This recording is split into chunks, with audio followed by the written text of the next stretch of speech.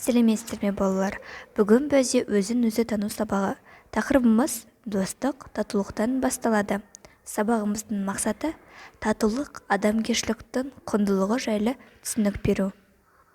Балалар, сендер дос туралы мақал-мәтел білесіңдер ме?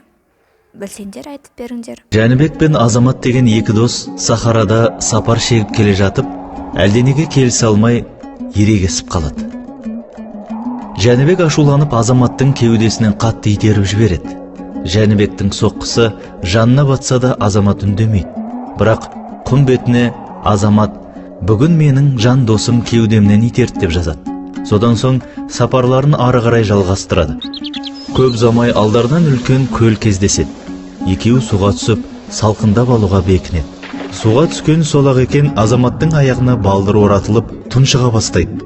Жәнібек жалма-жан көмекке ұмтылып, оны өлімнен құтқарып қалады. Бір ажалдан аман қалған Азамат өз-өзіне келгесін орнынан тұрып, тасқа ойып, мынандай сөздер жазады. «Бүгін менің жан досым өмірімді сақтап қалды». Жолдасының ісіне аздап таң қалған Жәнібек: «Алғашқы ісімді құмға жазып едің, соңғысын тасқа жазып жатырсың. Мұның мәнісін түсіндірші» деп сұрайды. Сонда Азамат: «Бізге біреу зиян тигізсе, істеген ісін құмға жазуымыз керек. Кешірім желі суырып, оны өшіріп жіберуге жеңіл болады. Ал біреу бізге жақсылық жасаса, оны тасқа жазғанымыз дұрыс. Қандай дауыл, борандар болса да, оны ешқашан өшіре алмайды» деген екен ақылды бала Азамат. Балалар, сендердің достарың бар ма? Достық дегеніміз не? Достық неден туындайды? Дос қандай болу керек? Жарайсыңдар балалар. Дос дегеннің өкпеменен бауырын.